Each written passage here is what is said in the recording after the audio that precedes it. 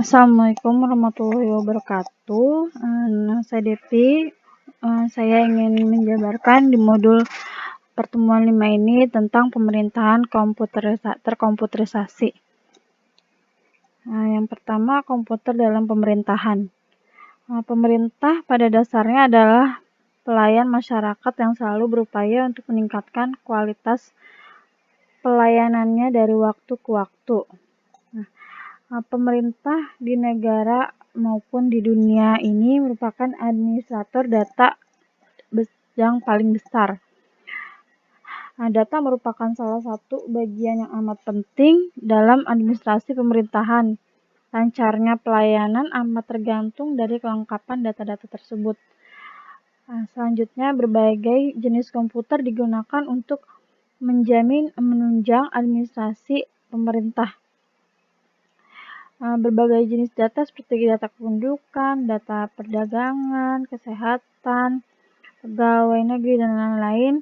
Jadi membuat pemerintah merupakan pemakai komputer terbesar. Next, hal-hal yang menghambat komputer di instansi pemerintahan diantaranya yang pertama, minimnya sumber dana manusia yang memiliki kompetensi di bidang teknologi. Di sini disebabkan oleh sebagian pegawai pemerintah memiliki latar belakang pendidikan yang rendah dan berasal dari usia yang tidak produktif lagi untuk belajar menerima hal yang bersifat baru. Yang kedua, mental korup yang sangat kuat.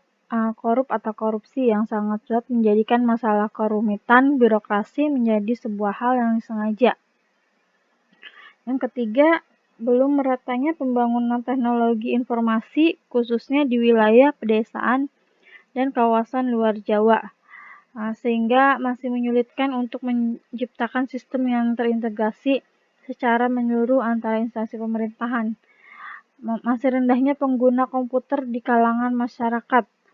Masyarakat ini masih memilih untuk mendapatkan pelayanan dengan sistem konvensional yang berbasis pencatatan paper atau kertas. Next, aplikasi-aplikasi yang berada di aplikasi komputer yang ada di pemerintahan. Yang pertama, aplikasi pegawaian. Badan Administrasi Kepegawaian Negara atau BKN adalah badan yang mengadministrasikan seluruh data kepegawaian. Aplikasinya mengolah datanya meliputi kenaikan pangkat, kenaikan gaji berkala, mutasi pegawai, penentuan masa pensiun. Yang kedua, aplikasi di pemerintah daerah.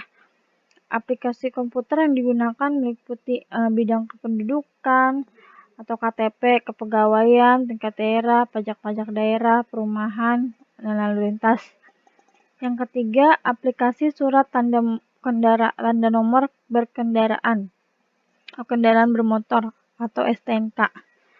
Yang keempat, aplikasi perpajakan, dan yang terakhir adalah aplikasi pertahanan. Next, e-government. E-government yang dimaksud e-government adalah suatu kegiatan penyelenggaraan pemerintah yang berbasis elektronik untuk memaksimalkan fungsi kerja pemerintah dan memberikan transparansi kegiatan pemerintah kepada masyarakat. E-government ini dapat diaplikasikan pada legislatif, yudikatif, atau administrasi publik untuk meningkatkan efisiensi internal, menyampaikan pelayanan publik, atau proses kepemerintahan yang demokratis. Selanjutnya di sini menjelaskan 3 penyampaian government. 3 penyampaian government ini yang pertama adalah e-government to citizen atau G2C, yaitu sistem layanan e-government yang memungkinkan komunikasi dan interaksi antara institusi pemerintahan dengan masyarakat. Contohnya seperti aplikasi SIM online, aplikasi Musrenbank, dan lain-lain. Contohnya lagi seperti pajak online juga bisa menjadi contohnya ya. Yang keduanya government to business, G2B. Layanan transaksi elektronik antara pemerintah dan pelaku bisnis. Contohnya seperti pajak perseroan, peluang bisnis, pendaftaran perusahaan, peraturan perintah, dan lain-lain. Yang terakhir atau yang ketiga, government to government, G2G. Yang dimaksud G2G ini adalah layanan pertukaran informasi atau data secara online antar sesama institusi pemerintahan dalam suatu daerah melalui basis data yang saling terintegrasi. Contohnya layanan yang dilakukan layanan ekspor data, informasi kependudukan, tenaga kerja, informasi masyarakat miskin, dan lain sebagainya. Nextnya, yang ini selanjutnya kita membahas tujuan e-government. Yang pertama adalah pembentukan jaringan informasi dan transaksi, layanan publik yang tidak dibatasi sewaktu-waktu dan lokasi, serta dengan biaya yang terjangkau masyarakat. Terus pembentukan hubungan interaktif dengan dunia usaha. Yang ketiga, pembentukan mekanisme dan seluruh komunikasi dengan semua lembaga negara serta penyediaan fasilitas dialog. Yang keempat, pembentukan sistem manajemen dan proses kerja yang transparan dan efisien serta memperlancar transaksi dan layanan antar lembaga pemerintah. Next, manfaat government. Yang pertama, untuk mendapat memperbaiki sebuah kualitas layanan di pemerintahan kepada para stakeholder. Yang utama ialah dalam hal kinerja, efektivitas, dan juga efisien bagi berbagai bidang kehidupan negara. Yang kedua, untuk dapat memperbaiki sebuah kualitas layanan dari pemerintah pada para stakeholder. Yang ketiga, mengurangi dengan signifikan total dari biaya administrasi, relasi beserta interaksi yang juga dikeluarkan oleh pemerintah untuk kepentingan dari kita sehari-hari. Next, jenis-jenis layanan e-government. Yang pertama adalah publikasi. Pemerintah secara transparan mempublis ke website segala macam informasi, kebijakan, prosedur, atau perundangan aktivitas pemerintahan tersebut. Yang kedua, interaksi. Pemerintah dan masyarakat dapat melakukan komunikasi dua arah melalui media web atau email sebagai upaya mengikutsertakan masyarakat dalam proses pembangunan daerah tentunya.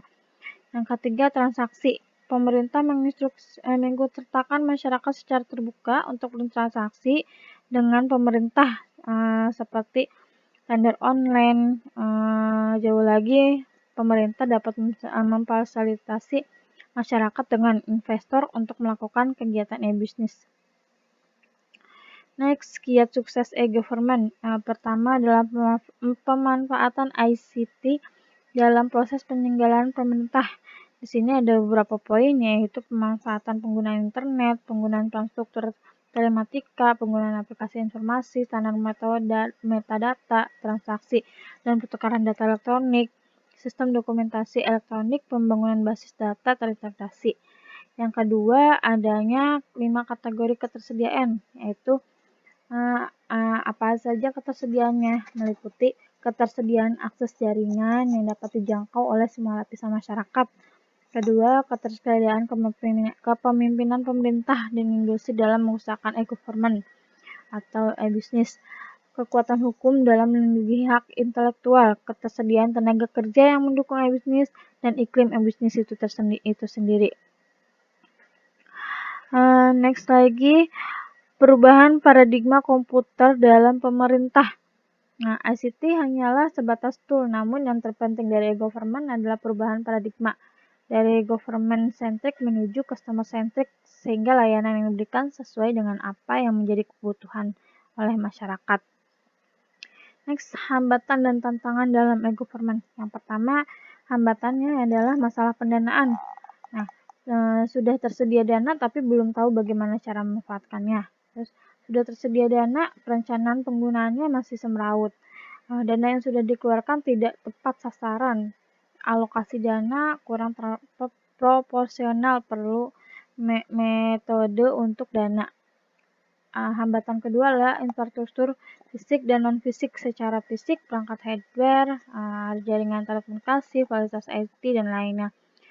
Nah, hambatan secara non-fisiknya ini perangkat peraturan dan perundang-undangan atau kebijakan yang secara tertulis. Nah, hambatan yang ketiga, masalah standarisasi. Yang pertama, agar proses pelayanan dapat memenuhi syarat dan ditetapkan. Yang kedua, agar proses berjalan secara seragam. Yang ketiga, agar ada prosedur operasional yang stabil. Yang keempat, agar terjadi keunikan dalam identifikasi data dan kemampuan penelusuran data. Yang kelima, agar integrasi e-government secara nasional dapat berjalan dengan lancar. Nah, sekian dari saya. Wassalamualaikum warahmatullahi wabarakatuh.